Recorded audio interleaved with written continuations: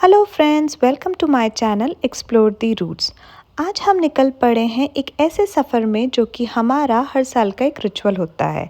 जी हाँ, हर साल समर में हम एक्सप्लोर करते हैं एक नेशनल पार्क और इस बार हम जा रहे हैं mount Rainier national park. Mount Rainier national park एक बहुत ही पॉपुलर नेशनल पार्क है, इसलिए अगर आप हमारी तरह वन डे की ट्रैवल विज़िट पर हैं तो मैं आपको सजेस्ट करूँगी कि अर्ली मॉर्निंग ही निकलें। हम लोग थोड़ा सा लेज़ी हो गए थे और हमने स्टार्ट थोड़ा सा लेट किया और इस लेट होने की वजह से हमने एटलीस्ट 45 मिनट्स उस क्यू में वेट किया जहाँ से हमें माउंट रेनियर नेशनल पार्क की एंट्री मिलती है। फाइनली जब हमें एंट्री मिल गई तो हम बहुत ही हैप्पी हो गए और हम पहुँचे सबसे पहले विज़िटर सेंटर पे। विज़िटर सेंटर के जस्ट सामने एक बहुत ही प्रिटी सी ट्रेल थी। ट्रेल का नाम तो मुझे अभी याद नहीं आ रहा है, लेकिन उस ट्रेल पे हमने माउंट रेनियर का बहुत ही ब्यूटीफुल सा व्यू देखा था।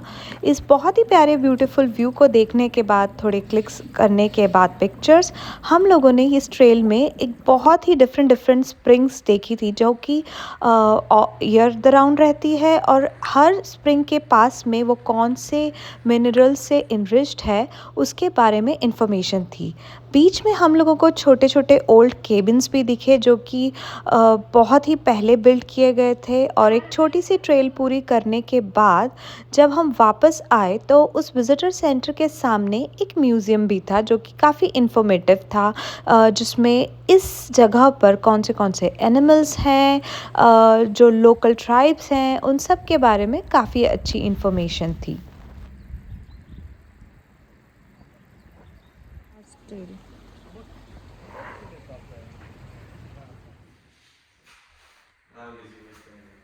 म्यूज़ियम एक्सप्लोर करने के बाद हम लोग गए कार्टर्स फॉल देखने के लिए।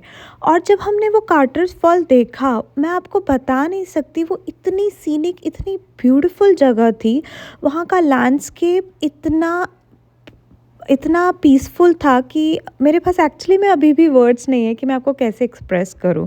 वो फॉल जो जा रहा था उसकी आवाज़ सुनकर ऐसा लग रहा था कि एकदम पीसफुल मेडिटेशन किया जा सकता है यहाँ पर। इस खूबसूरत सी जगह को देखने के बाद मेरा मन तो बहुत खुश हो गया था और फिर हम नेक्स्ट गए नराडा फॉल देखने के लिए। अब आप बोलेंगे कि हर फॉल ही तुम्हें बड़ा अच्छा लग रहा है, लेकिन जब हम ऊपर से इस फॉल को देख रहे थे तो मुझे बहुत नॉर्मल सा फॉल लग रहा था।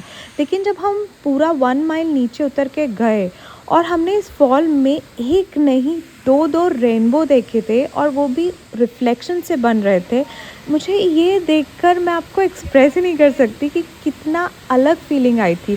क्योंकि मैंने कभी भी रेनबो को ऐसे फॉल के रिफ्लेक्शन से बनते हुए नहीं देखा था। और सबसे इंटरेस्टिंग फैक्ट ये है कि जब हम ये पिक्चर देख रहे थे तो सौरभ मुझसे बोल रहा था, देखो इसमें वाटरफॉल में रेनबो दिख रहा है। And I was like wow, मतलब क्या क्या क्रिएटिव डिज़ाइन है। फिर मैं नीचे गई थोड़ा सा और मैंने कहा, अरे लुक सौरभ, यहाँ पे एक्चुअली में रेनबो दिख रहा है। और फिर हमने जब ऑब्जर्व किया तो एक नहीं दो दो दिख रहे थे। वाटरफॉल एक्सप्लोर करने के बाद अब टाइम था हमारा लेक को देखने का और इसके लिए हमने डिसाइड किया रिफ्लेक्शन लेक पॉइंट पे देखने का, क्योंकि वो बहुत ही फेमस लेक है और वहाँ पे कहते हैं कि बहुत ही अच्छा रिफ्लेक्शन आता है।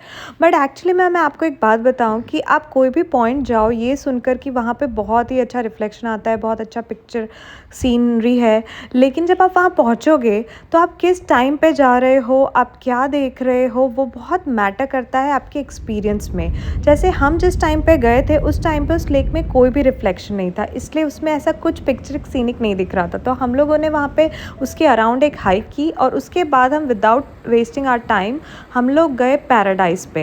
पैराडाइज़ पॉइंट बहुत पॉपुलर पॉइंट है और वहाँ पहुँचने में भी कई बार इतना ट्रैफिक हो जाता है कि वो लोग आपको डी टूर लेने के लिए भी कहते हैं। वहाँ के विज़िटर सेंटर पे हम पहुँचे, हमने वहाँ का विज़िटर सेंटर एक्सप्लोर किया और फिर हमें इतनी भूख लगी कि हमने अपनी मस्त भेल बनाई और उसके बाद हमने डिसाइड किया कि अब हम मर्टल फॉल को एक्सप्लोर करेंगे और वहाँ पे हाइक करेंगे।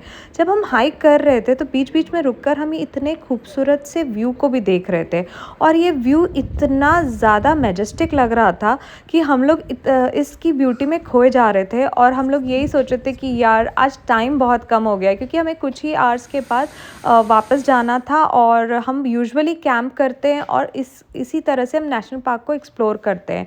बट इस बार हम लोग इतना बिज़ी थे कि हम कैंप साइट्स बुक ही नहीं कर पाए और फिर हम लोग हाइक करते जा रहे थे। जाने का बिल्कुल मन नहीं हो रहा था बट हमारा टाइम भी हो रहा था, तो हमने डिसाइड किया कि कोई बात नहीं, अगली बार हम डेफ़िनेटली माउंट रेनियर आएँगे और एक नहीं, हम 3-4 दिन के लिए यहाँ रुकेंगे, कैंपिंग करेंगे और इसकी ब्यूटी को एक्सप्लोर करेंगे और इसमें यहाँ रुककर पीसफुल टाइम स्पेंड करेंगे टुगेदर।